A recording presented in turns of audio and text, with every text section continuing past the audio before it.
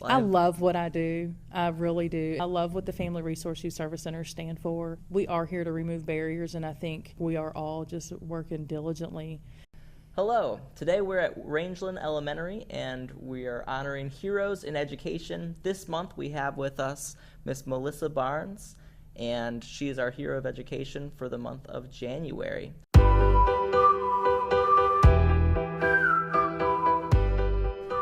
She is the Family Resource Coordinator, if I have that right. Yes. At Rangeland Elementary, which is why we're here today.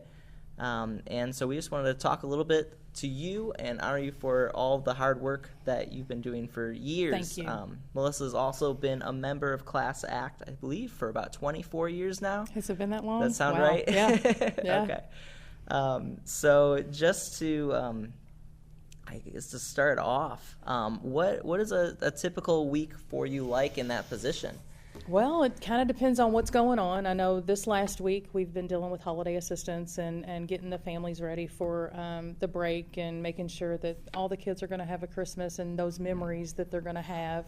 As Family Resource Center Coordinator, my job is to remove any cognitive barriers that may impede a child's success.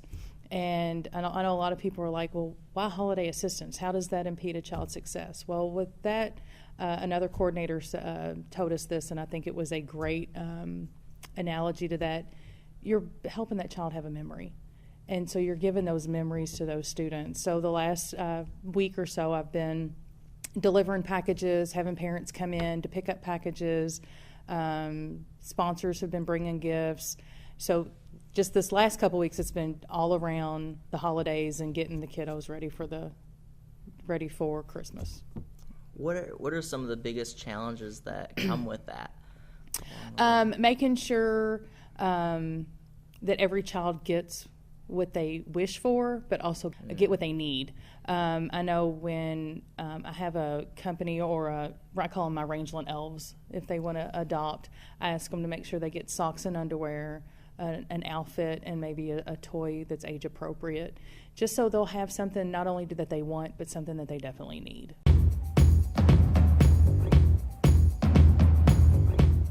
The Everyone Reads program, I have sponsors come in from local churches, Class Act. You all have been so generous to come in and read with our kiddos, as well as the Shot Company down the street. And I have about 15 volunteers that come in, work with the students on reading. They come once a week for about 30 minutes. And I think with that program, it's more than just reading. With that student, it's building relationships. And I think building relationships are just so important, a positive relationship at that with those students. They get so much out of you all coming. I know both of you all are two of our volunteers, and they look forward to it every week. Tell me a little bit more. I mean, you do so much, and a lot of people don't know what family resource coordinators do and what's involved in that job. In elementary schools, we're family resource centers. In middle and high schools, we're youth service centers. And in the middle and high, they gear a lot towards the youth. That's why they're considered youth service centers. But with us, we're more family. I'm not saying the youth service centers aren't family, but they have different components that we have to work on. We have action components that we have to use. And the components that the Family Resource Center have are different than those of the youth service center.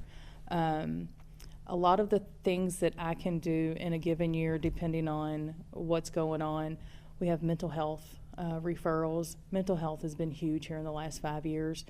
We have a school-based therapist here 5 days a week, and then the Resource Center pays for an additional therapist to come in 1 day a week. So those mental health needs are met. Health services, I work with our school nurse to make sure immunization certificates are brought in. Dental clinics are brought in to make sure those teeth are getting cleaned if they have an abscess or a tooth needs to be pulled, any of those kind of things, that those dental needs are taken care of. I have another company come in and do hearing and vision. If the kids need glasses, they'll take care of that right on the spot. So health. Now talk about a barrier to learning. Right, yes, huge. Work with attendance. After so many days absent, the attendance clerk will give me the information, and I will make a phone call, write a letter, do a home visit to see what's going on, what we need to do to get, if they're oversleeping, I can get them an alarm clock. It's those small things that you don't think about or you take advantage of. My alarm clock goes off every morning. Do I want to get up? No, but I get up and I come in. But, some people don't have that luxury, so to speak. Or here lately, homelessness. Homelessness has been huge. And getting transportation set up for those students that are living in a shelter or living in a pay-by-week hotel, and making sure they get to school and that their school life, and that's their one consistency, their one constant thing is they're coming to school every day, that remains constant. And that's their one stability. So if we have a child that we have that ends up being homeless, it's called McKinney-Vento, and they'll fall under this McKinney-Vento law. And we're able to get them transportation so they can stay at our school no matter where they are. So I've worked with a lot. Their friends and their teachers Yeah. that they already have a bond, a very crucial bond developed with. Yeah, that that's consistency is wonderful. very important when we're dealing with children that are homeless. Yeah. So we try to keep that part, together. So that family bond, that consistency. Different programs throughout the day, throughout the year. I'll have Mobile Ed Productions come in, and they did a program on Stronger Than a Bully, and bullying's big now. And talking to the students about how they can be a friend and how they can stand up to the bully and how not to be a bystander and those kind of things. I work with the counselors so much. We do programs on middle school transition, getting the kiddos ready from 5th grade to 6th grade, helping parents with the application process. She does a lot with that. I help the students with middle school fears, and then we'll do combination locks, because that's something they're always scared of. I'm afraid I won't get in my locker. And I'm like, guys, if you can't get in it, there's always an adult somewhere around with a key, so it's okay. So I let them to go through the combinations, just those small things, different things like Red Ribbon Week, where we talk about drug and bullying prevention. And this year we brought in a career component to that as well. We tell the kids they were the key to their future. And it's up to them. They've got to be drug-free. They've got to be persistent. They've got to be resilient. All those things that Ms. Parham, our counselor, talks to them on a monthly basis about.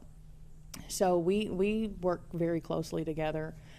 I have a church, Middletown United Methodist Church, that comes in and sponsors about 32 of our students for the backpack blessings. Wow, that is a huge commitment. Yeah. Middletown, you said? Middletown United Methodist, Okay. yeah. They have been a huge partner as far as getting the kiddos food for the weekend, but they'll bring it on a Friday morning, and then I'll make sure the students get it. If I could do anything, I would love for that program to become school-wide. I know there's a Blessings in a Backpack program, and each child, I think it takes $100 for each student to receive food all year long. So I would need about $4,300 for that program to take off. Yeah, then they need donations. We would need donations in the Rangeland's name. That they would then blessings would then come out to our school, and every student would go home with food for the weekend. And I think it would be a great thing to do. How do you think that impacts their learning on Monday morning when they haven't had that?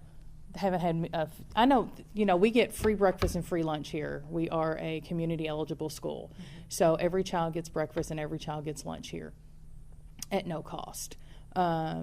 And we don't know if those are the only 2 meals they're getting. If they're hungry, they're not paying attention. Their stomach's growling. You know how you get when it's time for lunch. You don't want your stomach's growling. You don't think of anything else but, oh my gosh, I need something to eat. So the work you may be doing may not be that productive.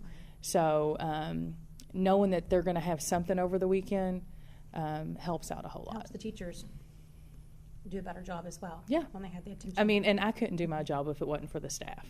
I mean, they see kids that may need a coat, that may need uniforms, that may need the Blessings program, that may need just, we got a child that's up very close to the smart board, and he sits very close all the time. Could you check his vision? So I have just the little e-chart that I can check vision real quick to see if by chance he or she may need to go see an eye doctor. I don't know what that one is. Ophthalmologist, yeah. An eye doctor, so they could get glasses. So it's every day is a different day. Every day is New challenges. new challenges, and I love it. I mean, and I don't see. I mean, when you all called me and said we want to showcase you as our hero of education, I just do what I need to do for our students. If that means going above and beyond, it's just what I do. These kids need me. The kids need the center. The kids need the support and services that I offer. I'm going to give it to them. I'm not going to deny a child or a family the services that we have. I just can't do that. I mean, I'm passionate about what I do. Where does your passion come from? I think now y'all are going to get me teared up.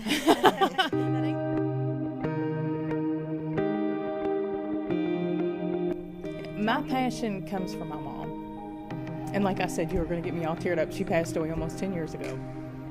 But I'm a product of a single parent, and my mom would not let me use that as an excuse, nor my brother.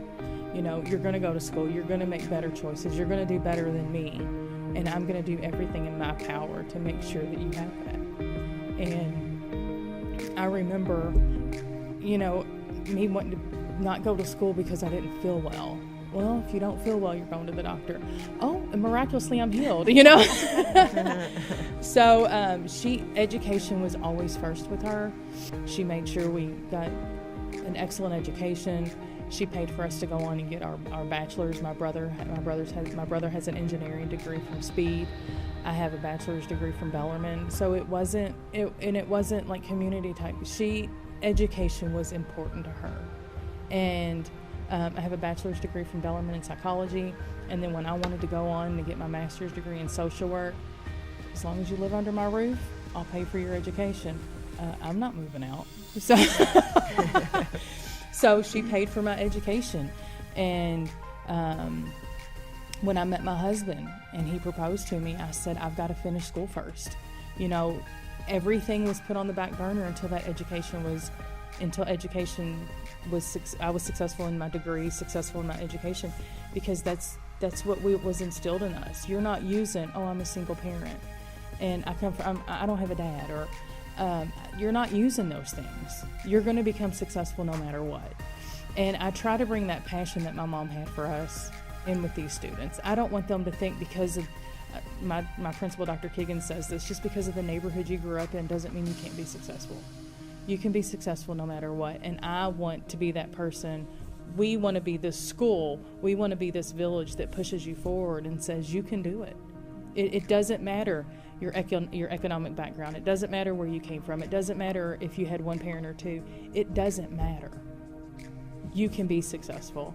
And I give that credit to my mom, because she was very hardcore, and hardcore would be a good word for it, but in a loving way, about going back to school.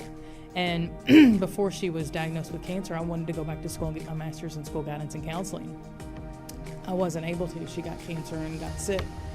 Well, I just finished my school guidance and counseling degree in 2016, kind of like in her honor, like I did it, I can do it.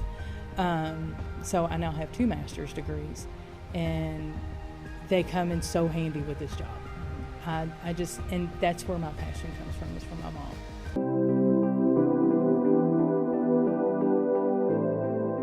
I tell them my story. I let them know that I wasn't, raised with the silver spoon in my mouth, so to speak.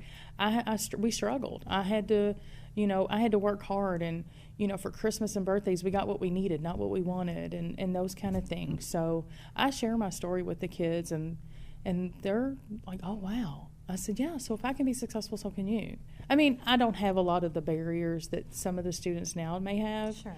I know we had a great support system, my family did, but if it wasn't for my mom's loving, hardcore ways, I don't think I'd be where I am now.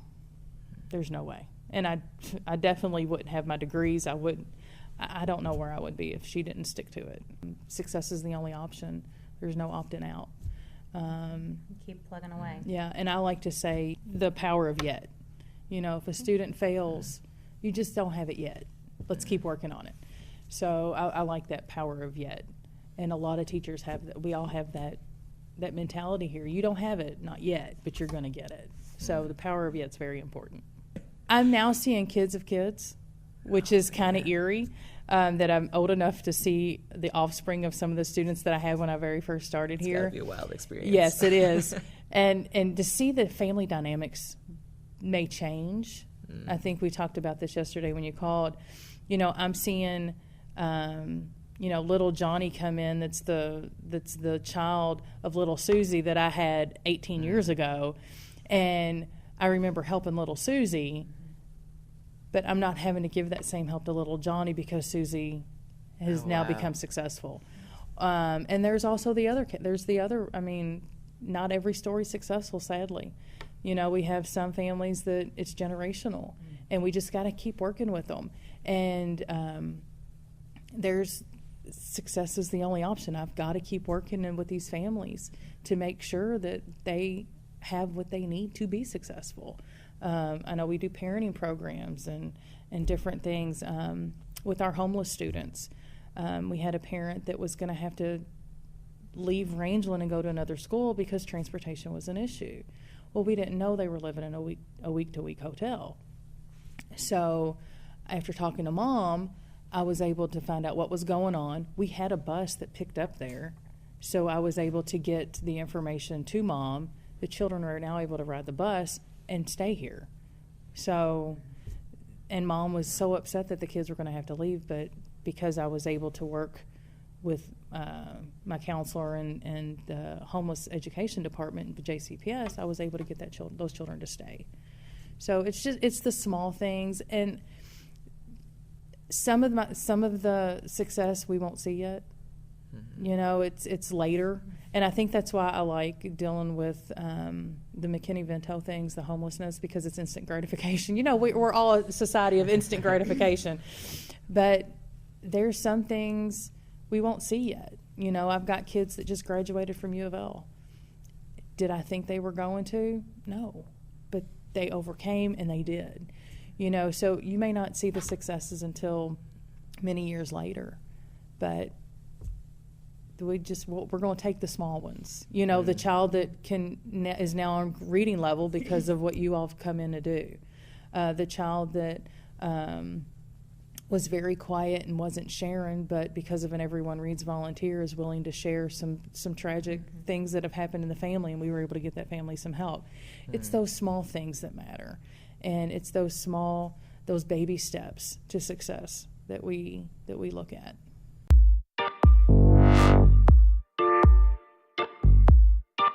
I think you all do great being in the community, and just continue what you all do. I mean, I know people say, oh, it's just a credit union, it's just a bank, but you all are so involved in the community and so involved in the schools. Just keep doing what you're doing.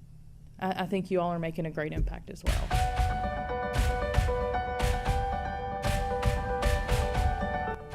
Just never give up. For the students, for the teachers, there's always going to be that one child that you're going to be able to reach. There's going to be that one moment when it's all going to click. Be that one person that's going to make a difference. You know, I may be the Family Resource Center coordinator at Rangeland, but all 95 of us do this throughout the county.